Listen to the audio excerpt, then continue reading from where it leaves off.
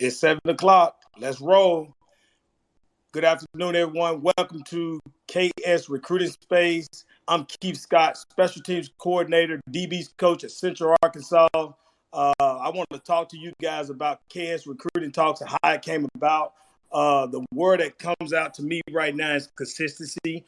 I was the guy that consistently posted about the recruiting process, posted about motivational things, posted about just letting high school coaches, recruits, parents just kind of get a gauge on my coaching style and what I'm about. And consistently every day I posted and I posted and I posted and quickly gained a huge following from Twitter. And with that following, about 5 weeks ago, I hit a 40K following, and I heard God clearly in my ear say, hey, you got to do more. You got a huge platform. You got to use it. And so that's how KS Recruiting Talk Space came about. And within the last 3 weeks, we have done 3 spaces. And within the last 3 weeks, we have touched well over 70K people within those three weeks. So I definitely heard God loud and clear, and that was my more. And then about 2 days ago, I launched my YouTube channel, KS Recruiting Talk. So I'm definitely listening to God. I'm allowing him to guide me and direct me along this path that he's given me this platform. So I want to use it to the utmost and be able to impact people. What's my purpose? My purpose is to inspire, educate, motivate recruits, parents, high school coaches, and even college coaches that kind of struggle in the recruiting process. They may have the X's and O's game down, but they don't truly know how to operate in the recruiting realm. This space is for you. Welcome. We're about to get this thing kicked off, but before we do that, we have some quick rules. Mostly everybody's mic should be muted. Let's make sure we follow these rules tonight. Mostly everybody's mic should be muted besides the guest panel. No questions should be sent in. The guest panel would go along with me with answering any questions that I may have for them. So that's kind of for tonight and how we're going to move with this thing. I want to thank everyone for tuning in and being in the audience tonight. I also want to thank our guest panel, man. You guys, tremendous amount of knowledge here, a tremendous amount of young, old, in the middle of their careers. So we got an unbelievable panel tonight. Can't wait to hear you guys give out so much great knowledge and inspire, educate, and motivate these listeners tonight. Let's quickly jump into introducing our guest panel, and I'll start with Coach Treatramel. Thank you for having me again, Coach.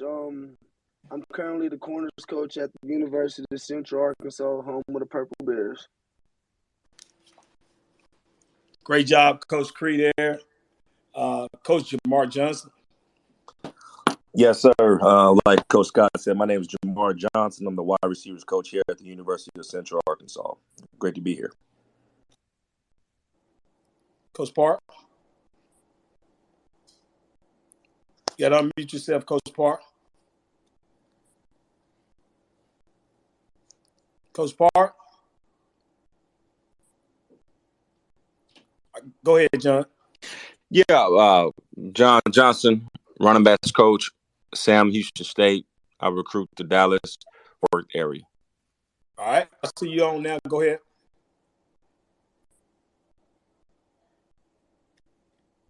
Coach Park.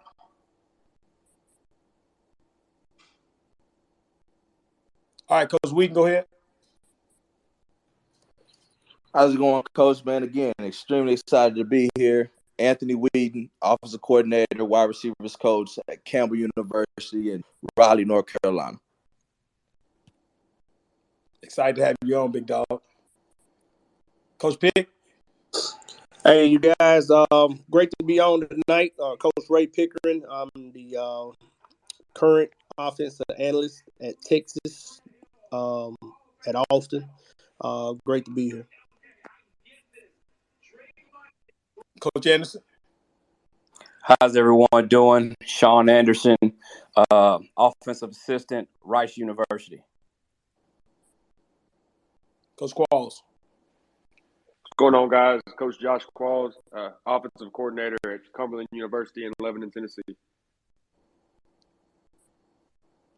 Coach Novak. What's going on, guys? Bailey Novak, offensive graduate assistant quarterbacks at the University of Central Arkansas. Coach Bunch. What's up, guys? My name is Madison Bunch, offensive graduate assistant and assistant wide receiver coach at Southeast Missouri State. Appreciate you, Coach, for allowing me to be on here today. Absolutely, brother. Happy to have you. Coach Park, you ready?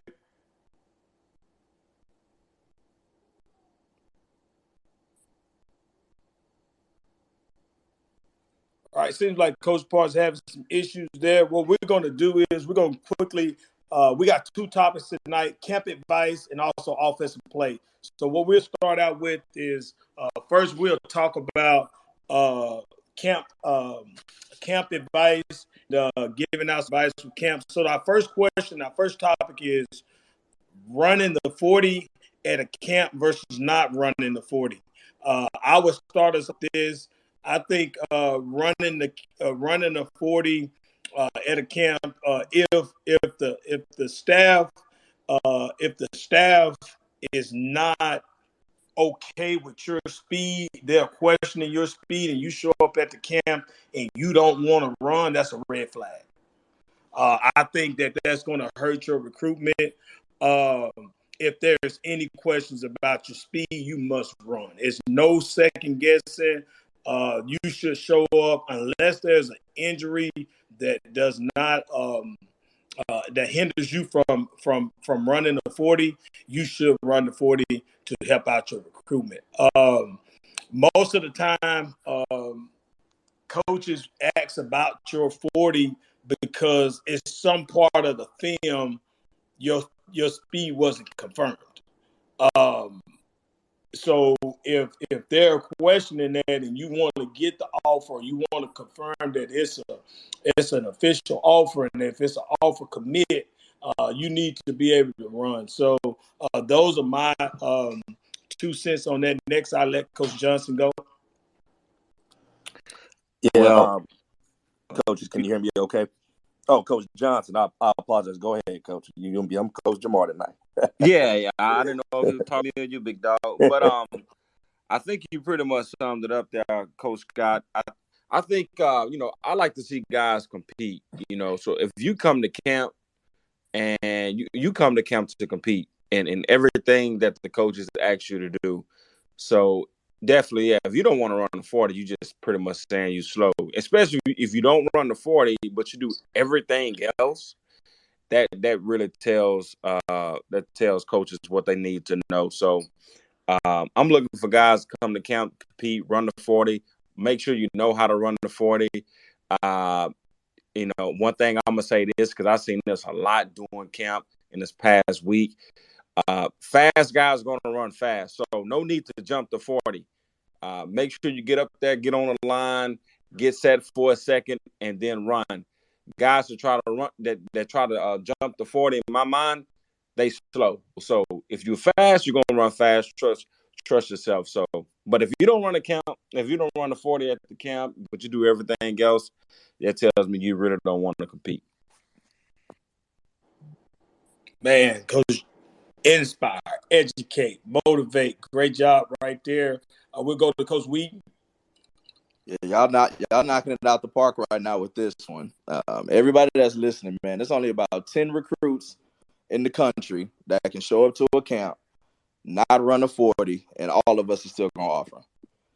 If you listening to us right now on the sound of our voices, you probably not that 10%. Okay, so you got to get out there and run the 40, man. What we scared of? What we afraid of? I say all the time, the truth is in the results. Okay, so again, if you run that 40 and you don't like your time, now you know what you got to do. You go train for it. Like, man, I just don't run a good 40, but I play fast. Now you can communicate that. Say, man, just check out my tape. You see me in the one-on-ones. My 40 time just doesn't, I'm just not a good owner. And we'll definitely understand that. I'll say this for the younger guys, too, for the sophomore class, for the young guys. Run the 40. All right? Well, at the FCS level, I'm going to take somebody I know that's not going to be the finished product. If you're the finished product, you're going to Power 5. So I know I'm going to have to develop you. What I like to see is guys run the 40, come back the following year, and move their 40 time. It lets me know that, one, they haven't topped out, and two, they still trying to work to become a better football player. And so, once you got that process down, then shoot, I'm all for it. So, man, don't be scared. Run that 40. It's only going to tell you the truth. And then get back to work if you don't like the time. Great job right there, Coach Whedon. Coach Anderson. Yeah, those are all great points. Again, Coach Anderson here at Rice University. I'm going to say this about the 40. If you're scared to run the 40, that means to me you're scared to compete. And the 40 is nothing but a competition thing, when you're at camp, because obviously you're getting to see, the fastest guys, whether it's in your state, whether it's in your area, some of the guys you play against. So you get to see how fast you are, how you measure up to, said opponent. And then for us coaches, we get to evaluate that. Does the film and the speed, kind of coincide with each other? So it gives a good barometer of kind of how fast you're. Now, we know everybody's not perfect with a 40 in terms of how to technically run a 40, but just get out there, show the coaches that you want to compete, show that you can run. And if it's not the time that you want, it's other things throughout that camp that you can do to showcase your skills. So just make sure you go out there. And then also, too, if you know you're going to go to camp, practice the 40 before you even get to camp. That way you can practice on your start times and stuff like that. So those are some things that I think that will definitely help you. Man, great job right there, Coach Anderson. That's why you're here, man. Let's go to Coach Parr now. Okay. Can you guys hear me, Coach Scott? Yes, sir. We got you. Okay. I been driving through a rough area driving back from a camp. Actually, you guys are talking 40s, and so I've got guys on our staff. You've got to have a 40 time to be recruited. We've got other guys that are more lenient. For example, we saw a receiver we liked last week that did not run a very good 40 time, and he was a 4.7 guy. And we also saw a guy that ran a great 40 time, ran a 4.4. And now, when we saw those guys in one-on-ones, we saw the 4.7 guy run faster routes. He played football faster. And we saw the 4.4 guy that looked like a track guy, to be honest with you. Didn't look as fluid, didn't separate from people. And in my opinion, the 4.7 guy on that day, and for our style of offense, we like better. And so,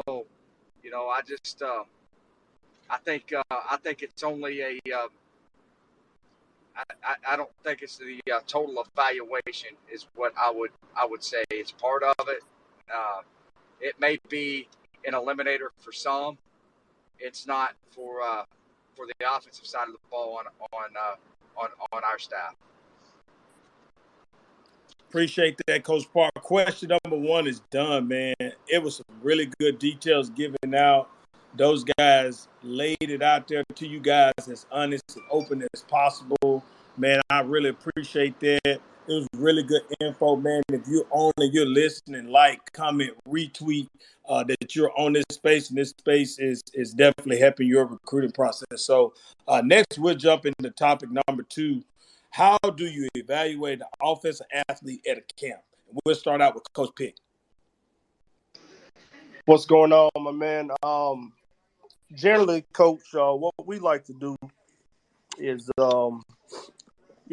we feel like, first of all, when we're evaluating kids, that we should see the passion for the game in every rep that this kid, puts out or puts on or whatever. And just feel like, we should see other things that really don't come up much on paper a lot. So That's one of the number one things we feel like, just come to camp, man, just get after it. I was telling the kid the other day, man, treat camp like it's game day. Have great preparation, get you some great sleep and get you some rest and, eat well and stuff like that and come there prepared.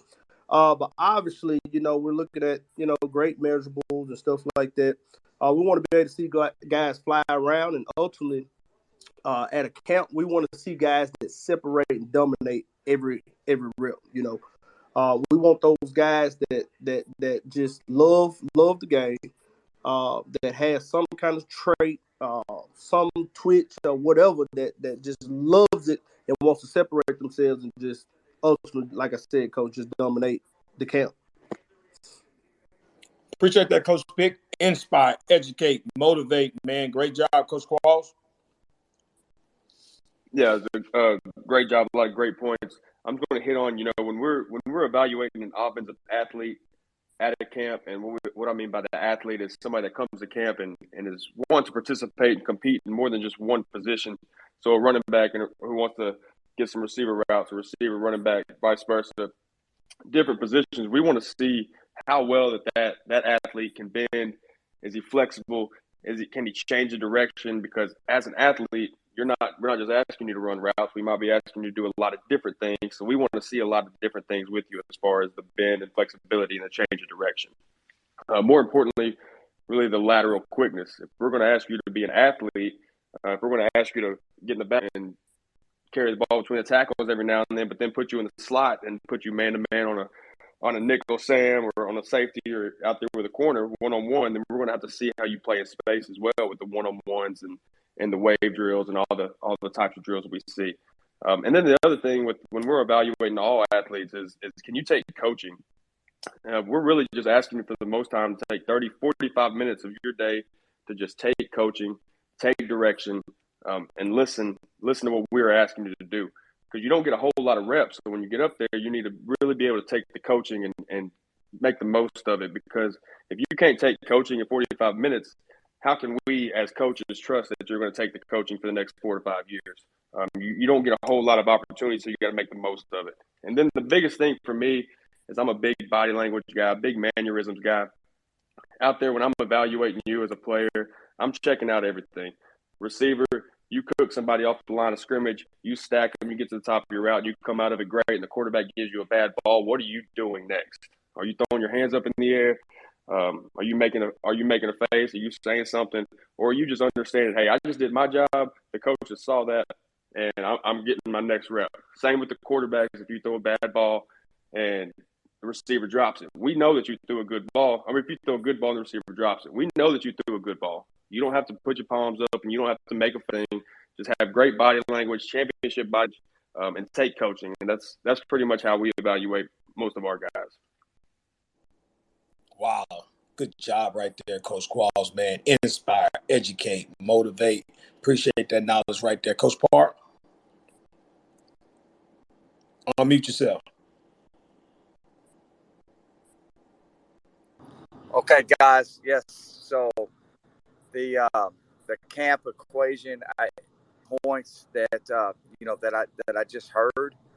I would say for us again, I know every program is different.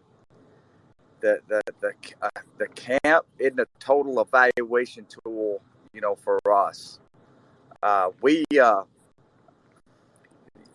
way you play in games, we put a lot of value into that. Every position offensively is evaluated differently for us. So sometimes for us in some positions you will be locked out in in measurables. Offensive line guys, we like lengthy guys, not necessarily as much. It doesn't lock you out in some of the other positions. I would say quarterback, for example. We're trying to be careful at the quarterback position because you can go out into a camp and see a guy really spin the ball well, has everything you like, can look like an NFL combine quarterback. And we've seen a lot of those guys that we're in the past that we're enamored with, and they get to college and for whatever reason aren't, what we anticipated them being maybe in a camp. They can't anticipate well. They, maybe they're not as can't process the offense as quickly as some other guys. I would say this. I've been coaching 23 years, and I've seen some quarterbacks out there, and I'm not going to mention their names, that were more highly recruited than maybe two guys like Case McCoy, Case Keenum. Those guys weren't guys that really jumped out at you at camp, and were actually, players that you didn't, you questioned yourself whether they were Division I players or not, but they ended up being NFL quarterbacks for a long time. So, I would just encourage everybody, on here, regardless of your position, different schools look at different things, do the very best you can in everything you do, and put a lot of value on how you play the game for your high school teams and how your teammates perceive you at your high schools and your coaches perceive you. We put a lot more stock than that than what we do your camp performance. Wow, a lot of experience, a lot of wisdom right there. Inspire, educate, motivate. Great job right there, Coach Parr, Coach Anderson. Yeah, Coach. With that being said about the evaluation process, obviously coaches, for the most part, we invite certain people because we've seen your film. We like all. We invite you to the camp, and we kind of want to see how detail oriented you can be. I know Coach Qualls had mentioned some things which resonated with me in terms of can you pick something up within 45 minutes of your day? Because obviously when you get to college, it's a lot faster. Things are moving a lot faster. So, when you come to camp, ultimately you want to have fun. You want to compete. But that's the big thing for me. Are you out there at that camp competing and giving it your all on every play and doing the things that those particular coaches have coached you to do in that short amount of time? And it's not going to be perfect. We understand that. But we do want to see you go out there and compete and have fun and do the things that you're coached to do.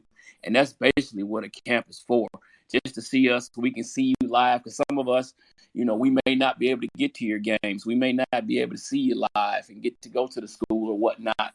So this is a chance for us to see you in person, get all the measurables that we need to see, and then see you go out there and compete at a high level, and then kind of go from there. So if you're competing at a very, very high level and listening to your coaches, and you can take coaching and all those great things, then you're probably get an offer, from somebody, you know what I mean?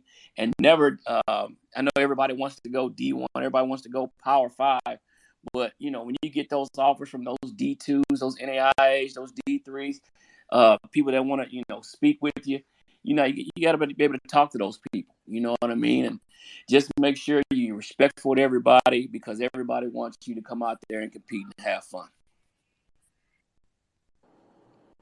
Wow, good job, coaches. That concludes topic number 2. You're on here, you're getting good information. Like, comment, retweet, put it out there so we can reach more. We'll jump right into topic number 3. How can a recruit use camps to create exposure for himself? We'll jump right into Coach Trammell. Hey there, Coach. Thanks for having me on. So, how can a recruit use camps to create exposure for himself? I think it comes down to 4 things. Of course, measurables, then testing. The 40-yard dash, pro agility, broad jump, and so on. You have to dominate those things. 40 probably mattering the most, and I'm pretty sure that's for everybody, because speed is imperative no matter what level you coach or play at. So if you get out there and blaze to 40, you'll probably gain some traction at that camp and get that exposure going for yourself. Indo drills, I know Indo matters for us. Me and Coach Scott are big on details, so if you get out there and dominate the details during our Indo, what that means for us, it could be simple. If we tell you get behind the line, we want you exact. Not a toe on the line, not a toe in front of the line. We want you behind the line. Being exact means a lot to us, dominate those details. How does he finish each rep? How does he interact with the rest of the group? Is he leading the group? Is he getting a break and transitioning into the next drill? We look at all those things when we're at camps. 101s, this is probably the main reason the majority of guys go to football prospect camps. You want to go out there and compete against somebody. So how do you measure up against these other athletes that showed up? I want to see you get out there and compete against some of the top talent at the camp and see what you do out there against them. Your body language means a lot to us. How's this kid going to react after he makes a big play? And likewise, what does he do when a big play is made on him? Does he slump his shoulders, palms up, walk to the sideline? Or does he, pick his chin up, get up there and get ready for the next rep? All those things matter. All right, that's all I got, Coach Scott. Wow, really good details right there, Coach Cree. Inspire, educate, motivate. Coach Nova? Yep, appreciate it, Coach. I think first the guys got to understand, what the situation they're going to. A lot of these camps, coaches will invite you, and for some guys, there's a scholarship that is out there to be had. Coaches will see what they want to see. If you perform the right way, you'll get that scholarship. So I think that preparing your mind, preparing to perform your best, and treating it like game day is a big deal. I think that, like Coach Cree said, being coachable. If a guy can run a rep, I'd tell him to change something he can do at that next rep. I think that's a really big deal, and that shows a lot. Another thing, the bigger these camps are getting, your opportunities are getting slim. You get 2 40s, you might get 2 shuttles, and you might get a handful of one-on-one reps, making sure that you make every single one count, not, get throwing a flag if you're getting held or whatever. No excuses. You got to make your reps count. And then again, it's been hit on a lot. Just compete. It's really easy to tell who the cool guys are and who are the guys who just love football and love to compete. So those are 3 things that I think are really big. Great job there, Coach Novick. Man, really good details. Let's go to Coach Anderson. Yeah, for me, how to create that exposure for yourself is, again, it goes back to just competing. Everybody, likes you to have a nice 40 time, but as Coach Parr had alluded to, I'm a receiver guy, so if you're out there and you're running crisp routes, you're getting in and out of breaks, your releases are good, and you may not be the fastest in the world, but there's a home for you. And especially if you got some size, or maybe you don't have the greatest size in the world, but you're quick off the ball, and there's some intangible things that you can do as a wideout. For me and for how we look for our student athletes, and so that itself can create exposure for yourself. And of course, in this day and age, your mom or your friend, your brother who's going to be at the camp anyway is probably going to be taking your pictures and you post it on social media anyway.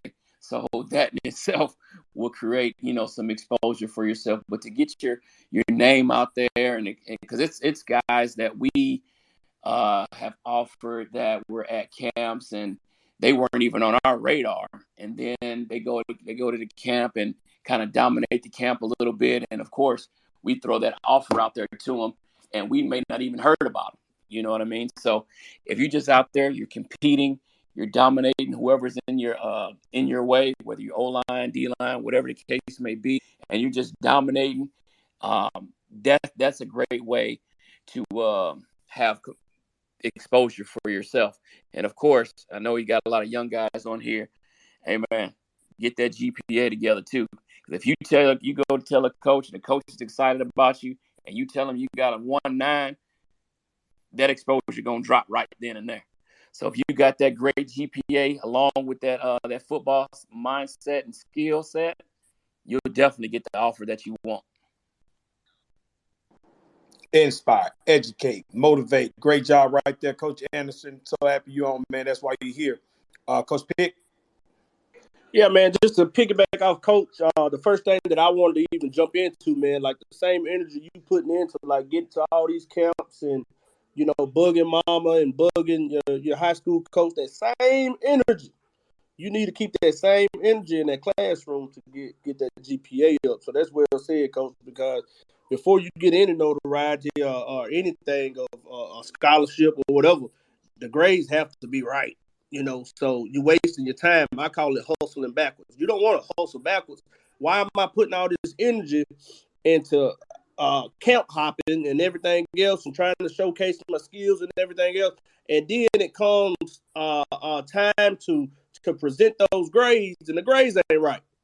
So you hustling backwards. So first of all, I'm going to get those grades. But getting into the football matter, you know, I think y'all have a platform that speaks volumes. You know, technology is soaring through the roof and stuff like that. Y'all got all kind of social platforms.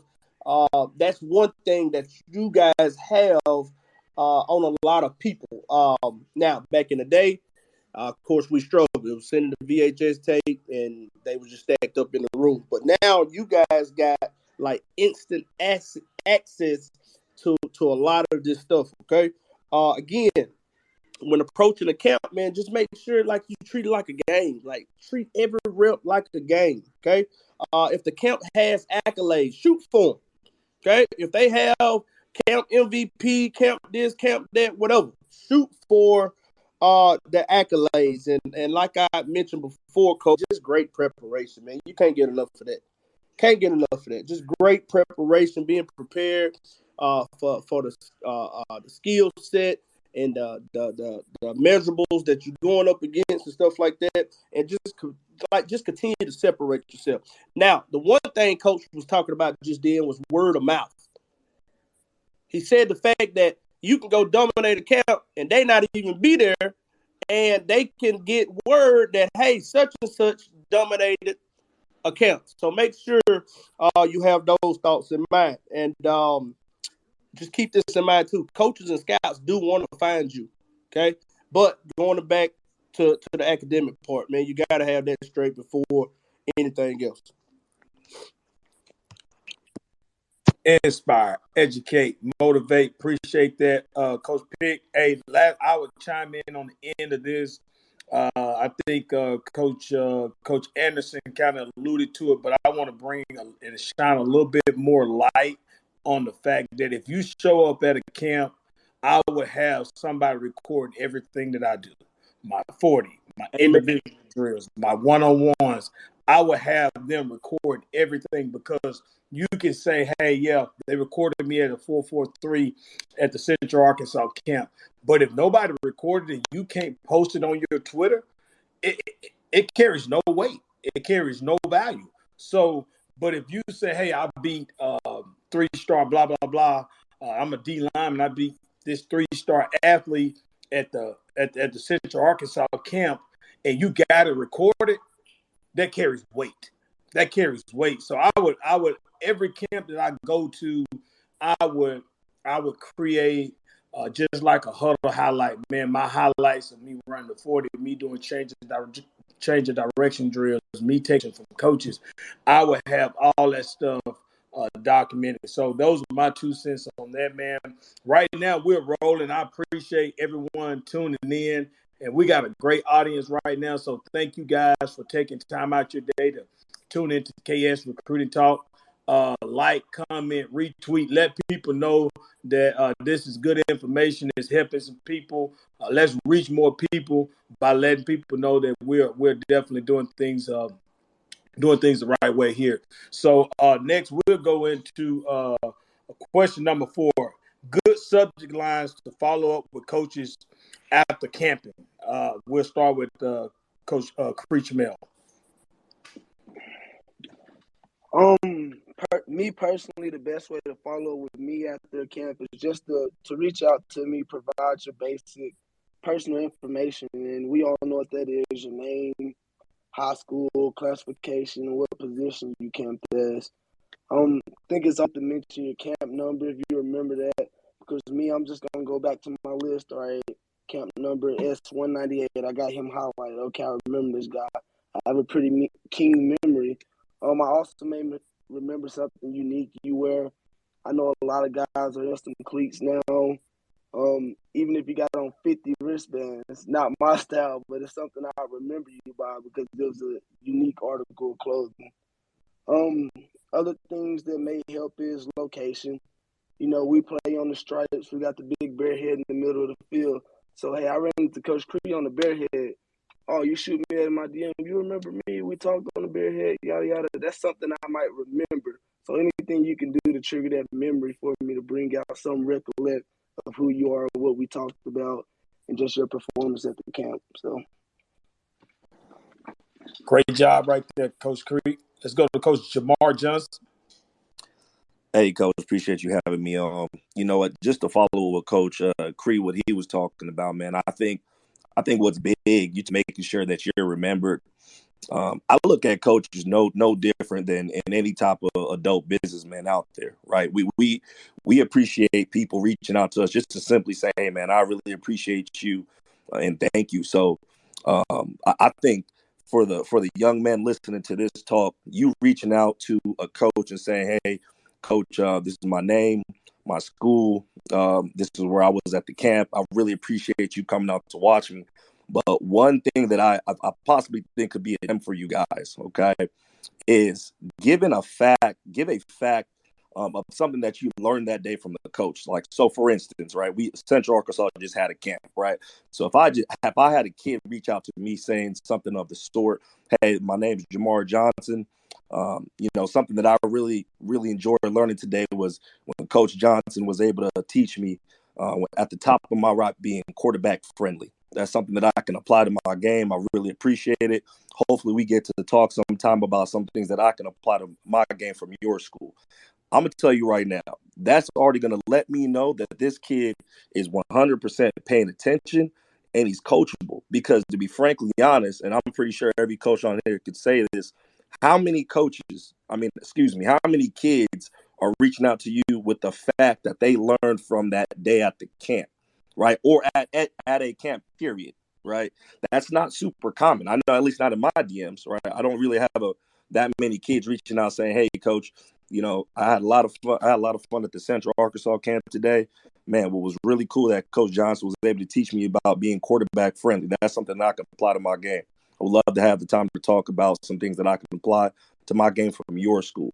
Man, to me, that's impactful. So hopefully that's a little gem for you guys. Inspire, educate, motivate. Great job right there, Coach Jamar Johnson. Man, pleasure working with you every day.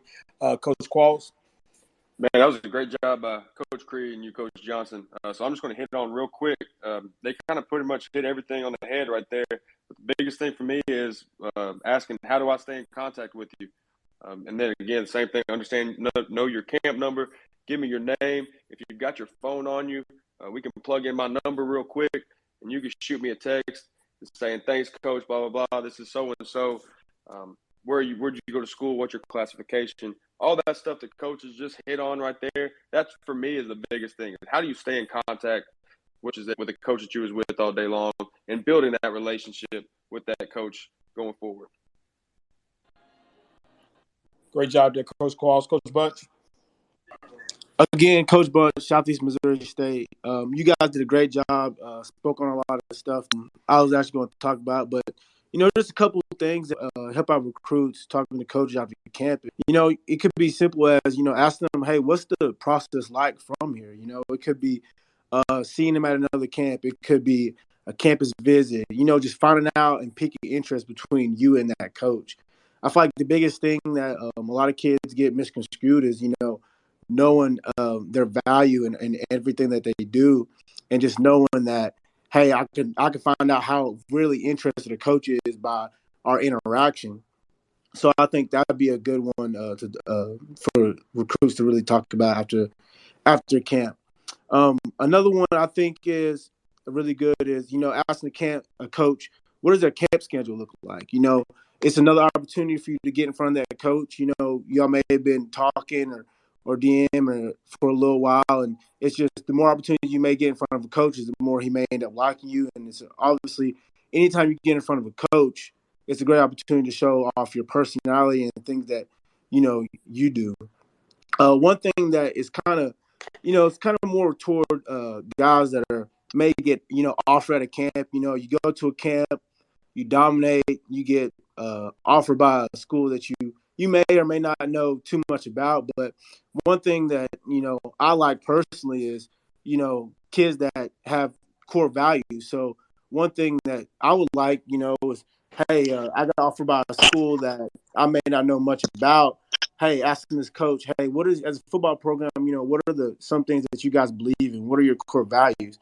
I think that is something that one thing it shows that you can cancel out a school by saying if your may not line up, or maybe if you have some of the same similar values, like, hey, I want to be coached by this guy and I want to go attend this school.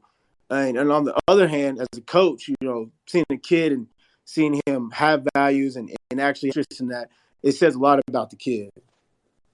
That's all I got, Coach. Wow, great job right there. First time guy on KS Recruiting Talks, man. Great job. Great details right there. It's two things that I want to talk about real quick before we move on to our offensive topic is you hear often not wanting to play the recruiting game. I'm tired of playing the recruiting game. Recruits not wanting to do the work. And then you hear the term, it doesn't take all that. Oh, it does.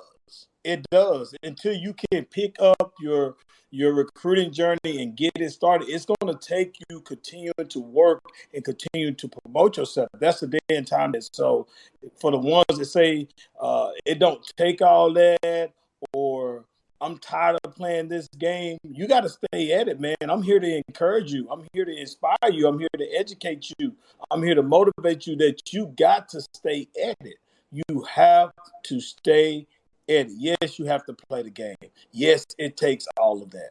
Those coaches said a lot of good points, man, and it takes all of that to get your recruiting process started. If you don't have the offers you think you deserve or you want, so we'll end that. Coach that Scott, segment. Yeah. may I say something real quick, please, about that? Go ahead. Okay.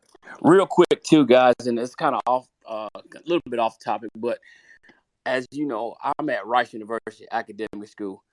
The one thing that coaches probably hate the most is when you send an email, you send a text message, you're not talking to your friends. Make sure you write with clear and concise sentences so we can understand exactly what you're talking about, who you are, your school you go to, and just give some pertinent information along with your DM or your email or your text message or what have you. Because I've seen an email that was probably so bad that one, I didn't even know who the kid was. He didn't even leave his name on it. He just sent the tape and said, "Check me out, coach." And I'm like, who are you? You know what I mean? So make sure you always write with clear and concise sentences and structure your things in a way that, the coaches would want to talk to you. You know what I mean? So I just wanted to make sure I put that point out there from an educational standpoint.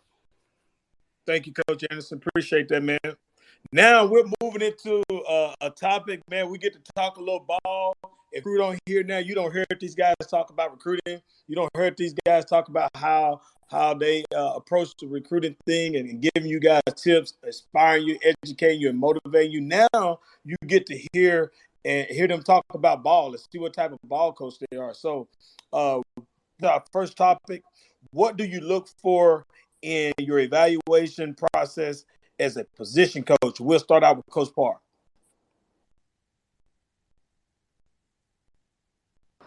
Okay, so as a position coach, I've coached several positions. Right now, I'm going to go ahead and just talk about quarterbacks. That's the position I've coached, the most, and I've been around the most, and I touched on it, briefly. For quarterbacks, I think coaches look for different styles. For us, we're looking for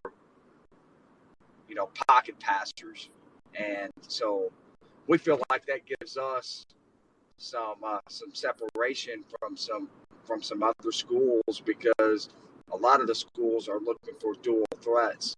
So I bring that up to encourage everybody, all the players that are listening. You never know.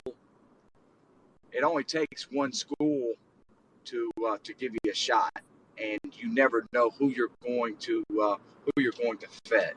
So, um, like everybody has said, being polite and is businesslike, with all your opportunities, do it. For us specifically, for quarterbacks, we want guys that can get the ball up and out quick. And our biggest thing right now is, I alluded to it earlier, is can a kid anticipate? And we are leery of taking the camp champion guy right now. Now it is, it's great to see a fabulous prospect that you just drool over. The big, long ball pops out of their hands. Balls are driving. But that doesn't necessarily mean you're going to be a good college football player. That's where we're at right now. And so, finding that, but also, finding the process that can move the ball for his teams. Right now, for example, if we see a kid we like, in spring practice or camps, we're immediately going back and watching his high school tape and cutting up all his third downs and his red zone passing attempts and getting his completion percentage off that. So I would just, encourage everybody to prepare yourself everybody's looking for different things, but, for us, playing well for your high school teams, are very important. Is very important. Appreciate that, man. Thank you right there, Coach Farr. We'll go right to Coach Johnson. Yeah, for me, I coach running backs here at Sam Houston. And every year I think the evaluation process for the running back is different. But in an ideal world, number one, I'm looking for a guy that loves football first.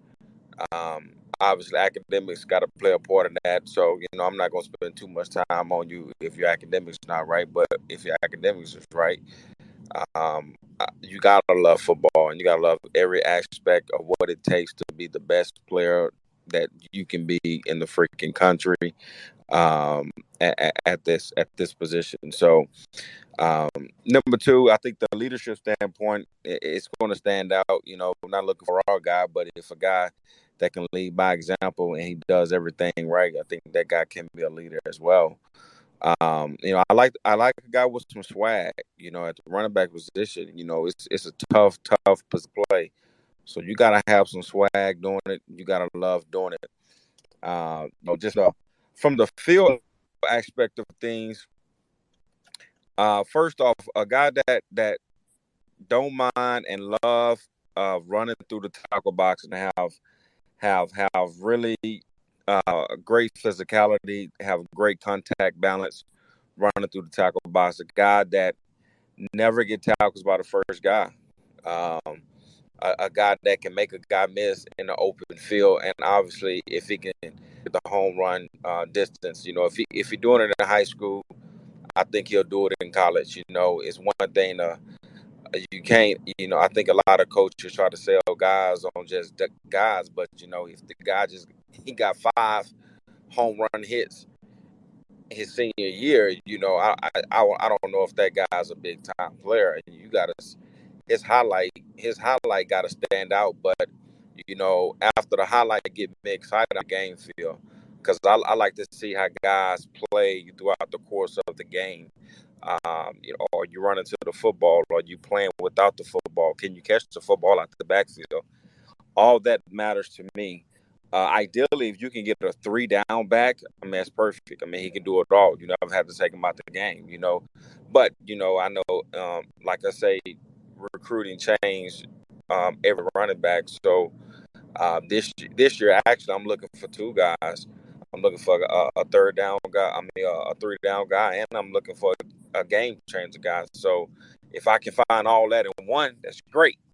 But a lot of times you don't, So, but loving football can take care of a lot of things, man. And then, like I said in the last week, a couple of weeks ago, that you gotta love football more than you love recruiting. So that's what I got, Coach Scott.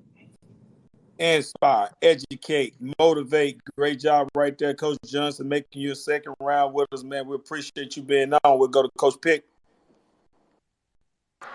Yeah, what's up, Coach? Like I said again, man, ball is ball, man. Don't make it harder than it is. First thing first, man. Again, dominate, separate. I can't say that enough. We we like to say we do things a certain way here and stuff like that, but before I got here, I've always been a quarterback coach. But a lot of people don't know right now I'm working with O-line, which is a great setting for me right now. So when we talk about offensive linemen, our biggest thing we want to see, we want to see how explosive a guy is. We want to see how well does he run. Most importantly, we want to see if guys can low to high. We want to see the ability. We want to see that ability to see if they can block low to high, seeing if they can get within their hips, play inside their ankles, things of that sort right there. Okay. Another thing is we want to see if they can bend.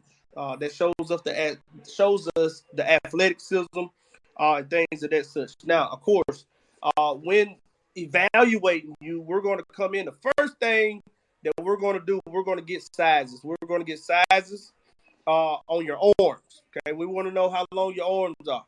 Okay, a lot of people on this level, you got short arms. It may be a concern, things of that nature. Then we want to see how big your hands are and stuff like that. All right. Then we go, to the effort plays, to the athleticism, to the versatility. We want to see you play multiple spots, things of that such. And then we want to ultimately see if you're a liability. Because if you're a liability, and then you're not riding for the brand or whatever. Okay. Other things that we're looking at, we want to see how well you pass it. We want to see is it a huge difference in your run blocking and your pass blocking and things of that nature. Trying to see. Oh yeah, most important. Let me say this, Coach. Most important, we want to see how well you can play on your insteps. Okay, we want to see you have the ability to get your darn on cleats in the ground. Okay, but beyond all that, we want good people, and we want guys that buy into the brand. We want guys that buy into the brand. We want guys that's going to ride for the brand, okay? We want guys that are going to be tough. We want guys that are going to be accountable, give great effort, all right? And then we want guys that hold others accountable. And then in a nutshell, leadership, the ability to rise when, when there ain't much going on, all right? So we want to see you stand apart, separate yourself, and then just take those qualities as an old lineman. Those are some of the things that we're going to focus on. Appreciate that, Coach. Thanks for sharing, man. Good insight, Coach Wheaton. Coach Wheaton, Campbell University. Again, man, I'm gonna talk about the receiver position. What I'm looking for from a talent standpoint on the field, and then you got to qualify from a character standpoint as well. All right, and so from a talent standpoint, some things that you guys can work on. The first thing I'm looking for to separate you is your ball skills. Now, if you're looking at the DBs right now, man, they're going to go get balls out the air in the drills that they're doing. So, guys, we got to know how to high point this ball at the right point in time. We got to know when to high point the ball, when to be able to catch it over the shoulder, knowing how to adjust the balls that's underthrown, that's overthrown. We just want to be able to make that receiver who we say look good, we want to make him look great.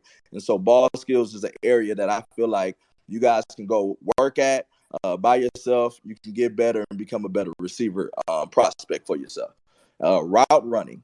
All right. When I'm looking at your tape, I want to make sure that this is not just a guy that's just running goals and posts. This guy can play either inside or outside, and he's running the whole route tree. So, again, I want to see what's in your repertoire, and this is what I'm looking for on tape. If I don't see it in tape, I'm trying to see that in camp. Don't just go up here on one-on-ones and just run 3 different routes. No, I want to see you run all of the route tree, making yourself versatile. And so when we're talking about outside receiver, I'm talking about fluidness. Fluidness is what separates the prospects on the outside receiver for me, for us at Campbell. When I talk about fluidness, I'm talking about, man, is he stiff when he runs? If he is, man, he has to get some stretches in. We understand where he's at, just because from an injury standpoint or being able to adjust to go get this ball. And then on the inside, I'm looking for suddenness. And all that stands for is guys that's going to be going against people at the linebacker level, at the safety level, but they know how to maneuver. And at the top of their breaks, if we get one-on-one coverage with this guy in space, it's over. It's a wrap because he has suddenness. So those are some of the things that we talk about from a talent standpoint.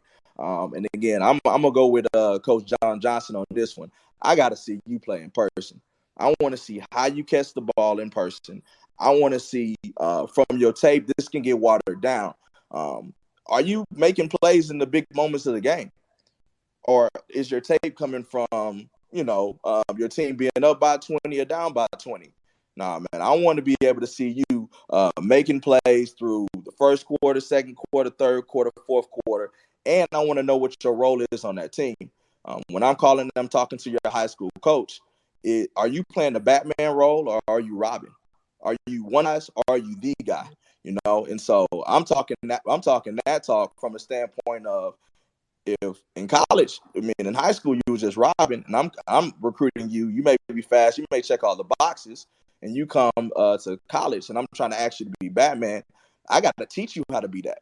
And so we have to understand, again, as evaluators, man, that's something that we're looking for as well. And so make sure, and then this is that I'll tell you guys, whenever you're talking to us, and again, you check all the boxes from a talent standpoint, and we're getting into character, and I'm having these conversations with you week in and week out. Make sure you're not bashing your team as you talk to me. You may have been in a shootout with a game. It may have been 45 to 47. And we're having a conversation, and you're talking about, man, the defense needs to be played better. The defense needs to do this.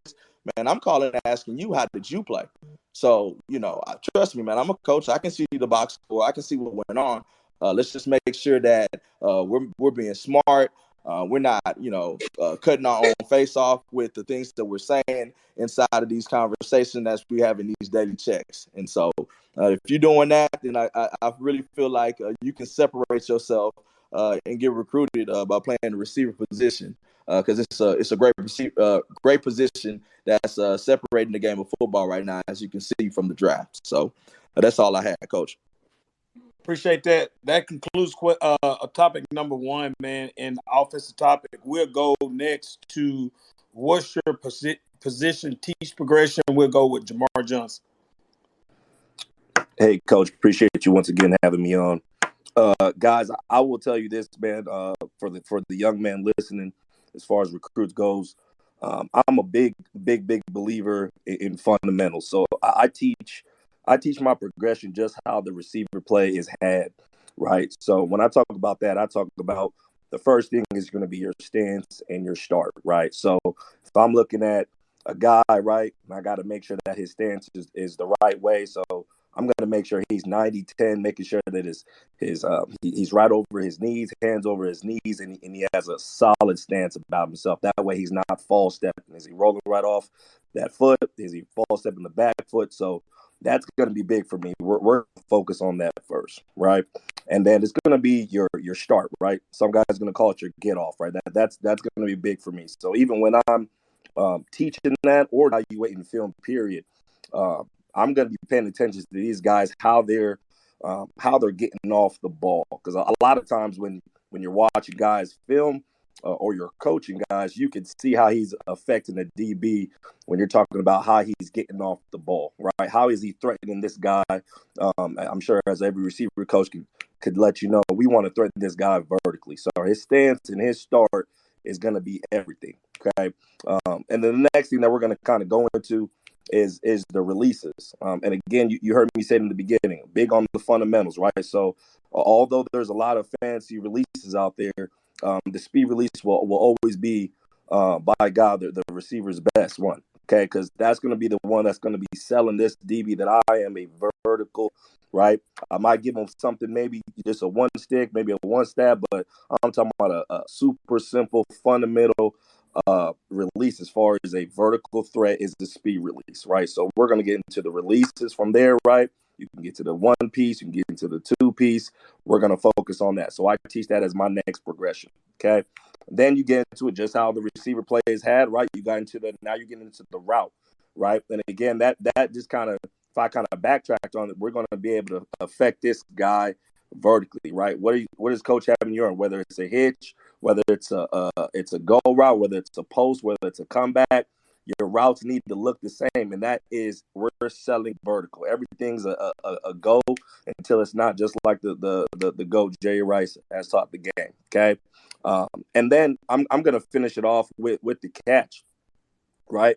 You got the catch, right? And I heard Coach Whedon say it, and he said in an amazing way, right? Like, we got to be able to attack this ball, right? And don't get me wrong, I'm all about making sure that we catch the hitch or making sure we catch the wide open pass. But I'm going to teach it from the standpoint of what about catching bad ball? What about catching a pass that you have a contested situation with a DB on your back? So I'm going to teach it from that standpoint because, again, don't get me wrong, I want my receivers to be able to catch all different types of situations where we're wide open. But I mean, hell, how many times is that the case? And as a matter of fact, a lot of times when we throw on film, a lot of receivers film, they'll have 10 clips where they're completely by themselves. Don't get me wrong. Not saying don't throw those on the clips, right? But again, a lot of coaches are going to teach it from the standpoint of, hey, can you make a contested catch? So I like to teach my guys, hey, we're going to make a contested catch and know how to do that. And then lastly is the yak. Ironically, I call my receivers the yak boys. We got to be able to finish to the end zone every time. So we want to be able to teach that in the end of our game.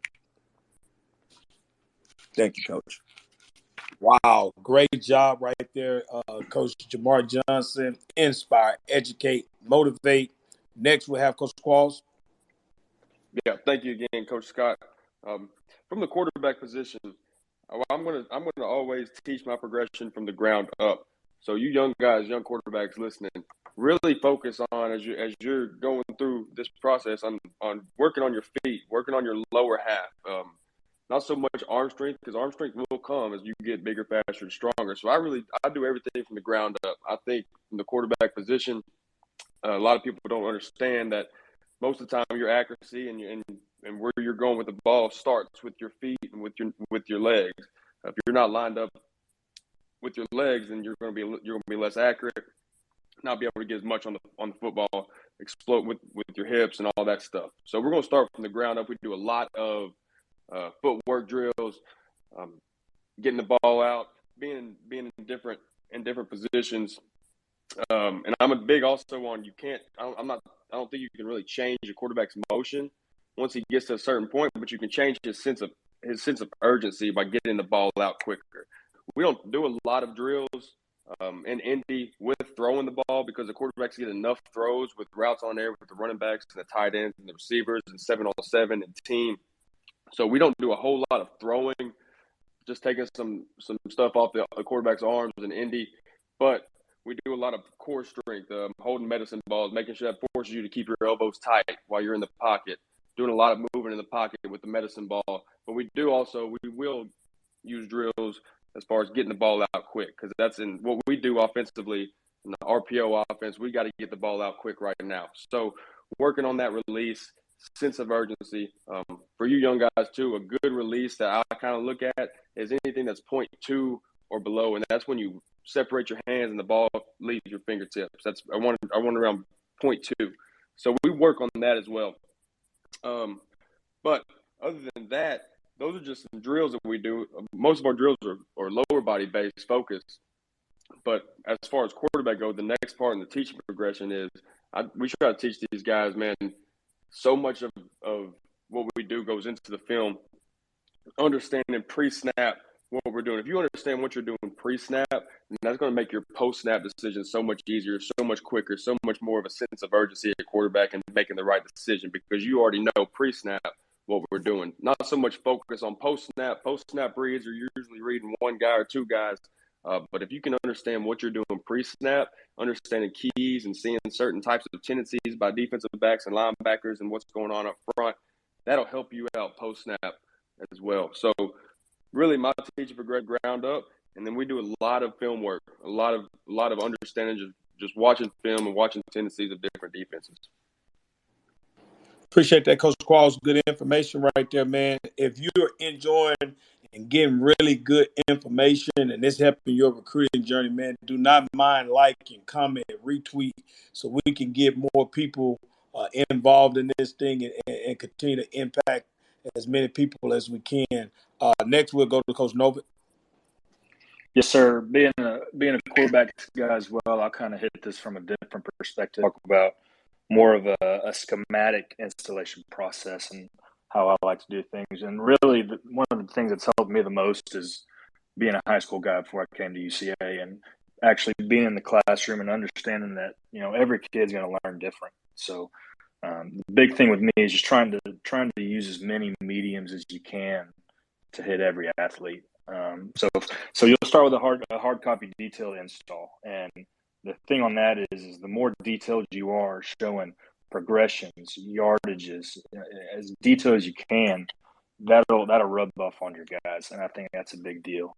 Going to film cut-ups next, you know, if you're on Tuesday on a game week, showing all the looks that you could possibly get, not just the perfect one. Because I think, you know, especially as offensive coaches, we love to think that if we get this specific look on this play, then we're going to hit a home run every time. When in reality, we rarely get that look. So showing as many different looks, and also giving your guys answers to those looks. A big thing in our quarterback room that our offense coordinator says is know there's a problem and know how to fix it. So I think that's a really big deal. Next, you know, making sure we get a walkthrough, not full speed, making sure that you make sure the guys can understand time and space, whether it's a new route, a new concept, just letting them figure it out, not full speed. Combined endo drill, whether it's, you know, we're installing a new passing route, getting the quarterbacks and receivers together. Again, time and space, it's not full speed. It's giving them a chance to where it's still a teaching environment. It's not full team, and letting them figure it out. And then letting it rip in team, trying to put everything we've learned, the 4 or 5 different ways we've installed it and we've taught it, letting it rip, and finally just reviewing the tape the next day or that night. So really the 2 big things is trying to hit as many different ways, teaching as many different ways as you can, and then making sure your guys have answers. Because, again, things rarely go on a Saturday night or a Friday night. Things rarely go as planned. Wow, great job right there, Coach Novak. Man, really, I like the way you put a twist on the teach progression and went a different route with the cut-ups and things like that, man. Really good detail. I learned something right there, man. I appreciate you sharing. Coach Bunch? Yes, sir. With the receiver position, man, Coach Jamar Johnson, you hit the hammer with a nail, man. That was a great job. I really like how you use the being simplicity with it, with the releases, with speed releases, man. Speed is king, And as a receiver, man, you want to have guys that can win with their feet first. You know what I'm saying? So that was a great job. I really enjoyed listening to that. But with my teaching progression with the wide receiver group, I kind of break it down in four W's. So the four W's to me are who, where, what, and why. So with that being, I start off with the who, and let me backtrack a little bit. One of the biggest lessons I've learned, as a young coach, and is just never assuming players know certain things, and that is one thing that is stuck with me being a young coach. So just starting off with the basics is just teaching them football, right? So with the who, we start off with who is on the field, different personnel groupings, 11 personnel, 20 personnel. There's 3 receivers, 12 personnel, 21 personnel. There's 2 receivers. Just knowing who's out there and how to be out there, because every offensive play starts with a personnel. Next thing, going from there, I go to the where. So that's the alignment. Where do I line up at? And getting more detailed into that is just teaching them the different field identifications. What do I mean by hash plus 2? What do I mean by line up on the top of numbers? What do I mean by line up on the bottom of numbers? What is our base alignment in the middle of the field? What is our base alignment if the ball is on or off? It's just different things like that. From there, going on to the what. What do I do? This is my assignment. And then what follows your assignment, technique toolkit. That's where we get into teaching progression of going from stance and start to releases to stemming and stacking and holding the line and eventually attacking the ball in the air and plucking it out the air. From there, I like to go to why. And why is just something I've learned over the past years is, we have kids. I mean, these guys are eager and they want to learn, but, they're going to have questions, I feel like giving a why we do what we do is just a reasoning for good to give the kids clarity, right? And clarity is a big thing to kids these days. Why do I have to run inside on a post route automatic whenever I have them be on the outside? Well, it's because you have this wheel coming behind you. Coach, why do I have to be hash plus 2 on this vertical? It's for spacing. We're running 4 verticals. Where quarterback is reading the safeties. So I feel like giving good clarity in why you're doing what you're doing it and the way that you're doing it, in games and when things aren't going good and fall camp and stuff like that. When emotions are high, clarity is very low. So just giving them clarity on the end saves a lot of trouble in the back end with a lot of questioning and doubts with your position group. Wow, really good job right there, Coach Bunch. Be a young coach, man. Really good details. I learned some 4 W's. I mean, that's new to me, man. Really good stuff. Inspire, educate, motivate. Appreciate you guys sharing that good information right there. Next, we'll roll right into topic number 3. How do you structure your indie drills? And we'll go right into Coach Wheaton. All right, Coach, I'll take over. Coach Wheaton, Campbell University again. And we're going to talk about just the structure of Indy. And coming from the structure of Indy, I was going from a different perspective. Not necessarily, I really think every coach should have a bank of drills just so we're building complete wide receivers or complete people at our different positions. And so I wanted to talk about from the structure of my Indy, I'm looking at 2 things. One of them is the installation paper that we're doing for camp. I want to make sure that I'm developing the football IQ of my football players, and I'm making sure that they're being coachable. So with that comes a process. And so if I'm going to do a drill on the field, I want to make sure that I introduce it in the meeting room. After I introduce that drill in the meeting room, we go to the field. We're doing those drills. I want to make sure they understand, just like Coach Bunt says, the why with clarity, and they're understanding why we're doing those drills. Well, I want to make sure that the drills that we're doing in Indy, they show up whenever we're doing team, when we're doing crossover with 7-on-7 or with full team. And in order to be able to do that, well, those drills got to marry to what's going in for the day. And so that's the first thing that I'm going to do is I'm going to look at the installation for the day, and I'm going to make sure that my indie drills match exactly what's going on in practice for the day. All right. And so that's going to be 90% of what I do. And I want to make sure, again, I'm developing that football IQ for the football players. Now, the other 10% comes from, it may be something that we watched on tape and I saw 4 of the receivers make a mistake on from a prior practice. And so there got to be a block somewhere. Either 1, I'm coaching it wrong. 2, I'm not getting through to them. And we got to revisit it.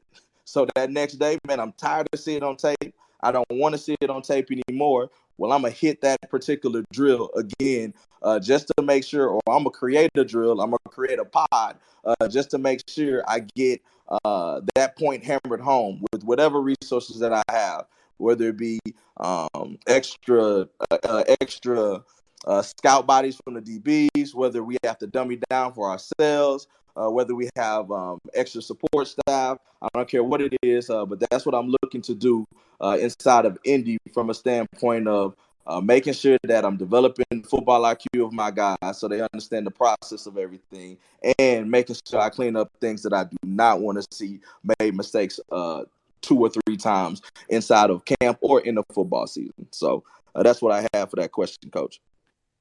Big time, big dog. That's why you're here, man. Inspire, educate, motivate. Hey, if you're getting good information, let's make sure we like, retweet, comment right into Coach Park.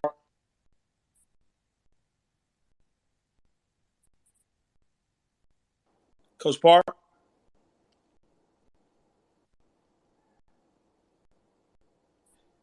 Go ahead, Coach Jones.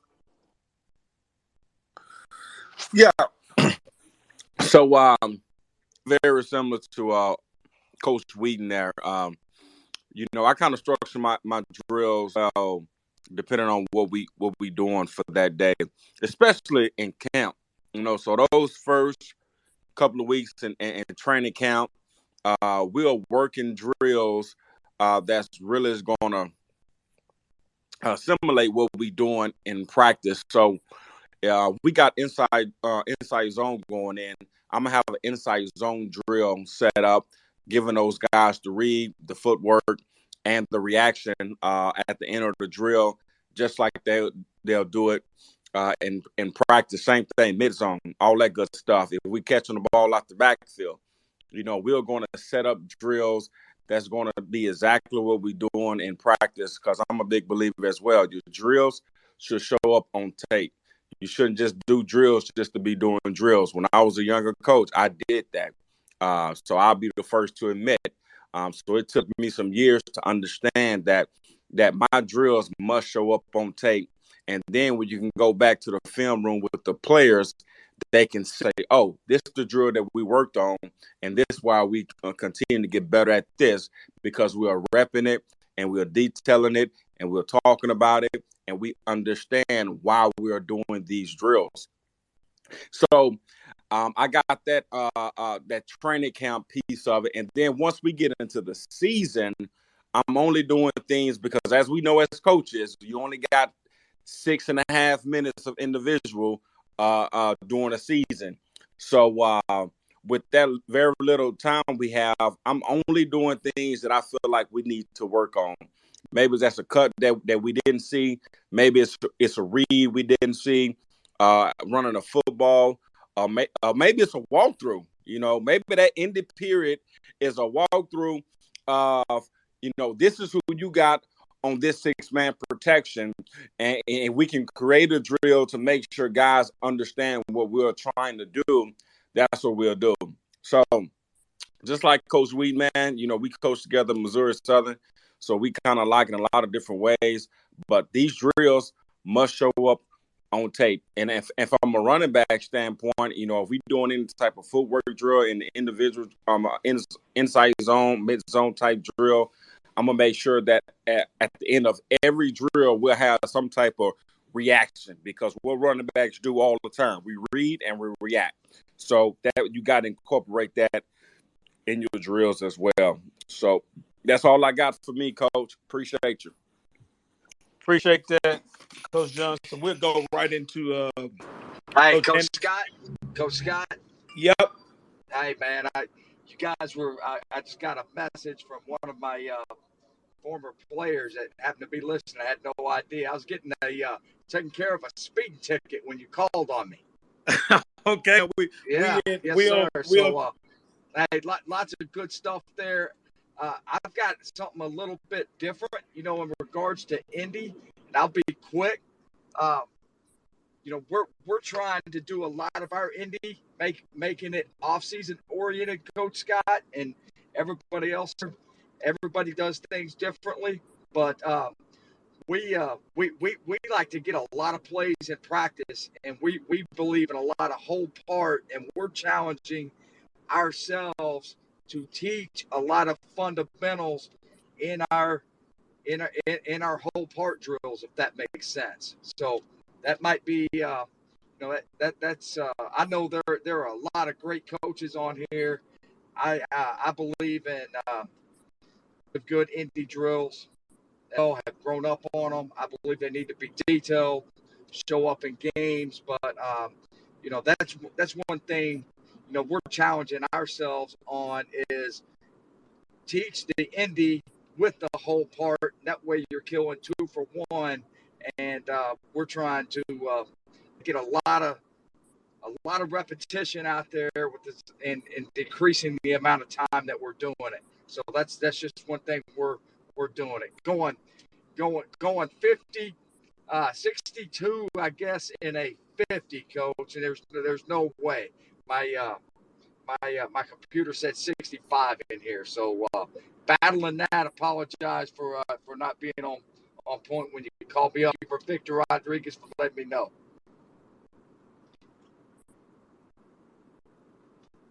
Appreciate that, Coach Park, man. I don't think KS Recruiting Talks have made it enough to where I got it in my budget that we can pay for your ticket, man. If I had it like that, I would.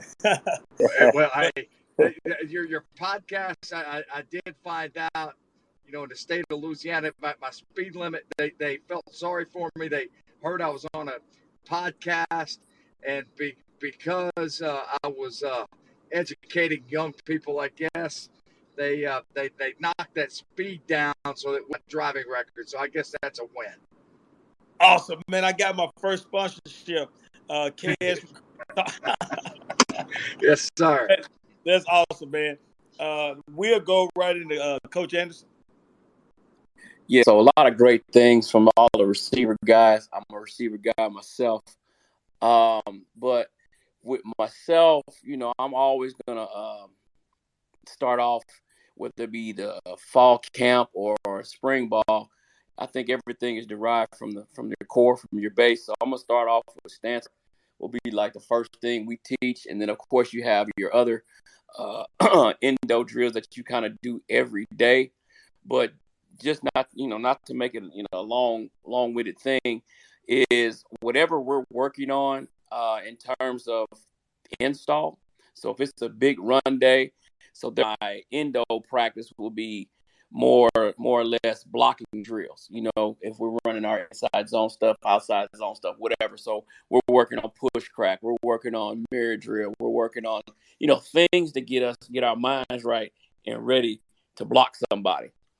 If it's a heavy pass day, then of course we'll work in a lot of end of the route stuff, coming in and out of our breaks, getting out of our breaks as quick as possible. Getting from point A to point B and not running what I call quote unquote chalkboard routes. You got to give them something at the top of the route and put a little sauce on that thing. So I usually schedule my Indy according to, what we have going in for install.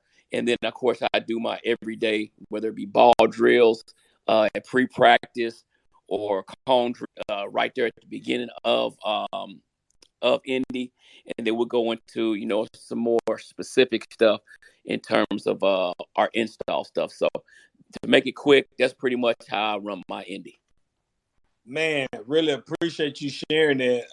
This has been a really good space tonight, man. I think a lot of people have been motivated and I appreciate you guys jumping on and getting that done for us, man. Two things I'd like to ask. If this was good information for you, you learned something you didn't know, you was educated about this recruiting process, I would like to ask you to, like I say, like, comment, retweet about this space tonight. Also, if you got YouTube, man, go subscribe to my channel, KS Recruiting Talk. It's a really, really good space. This space we did tonight will be actually uploaded within the next 24 hours. So, in the last 3 spaces is uploaded. So, I appreciate you time. I appreciate y'all time. I appreciate the Gates panel. I appreciate the listeners. It's been a great night, man. I appreciate y'all. Go Bears.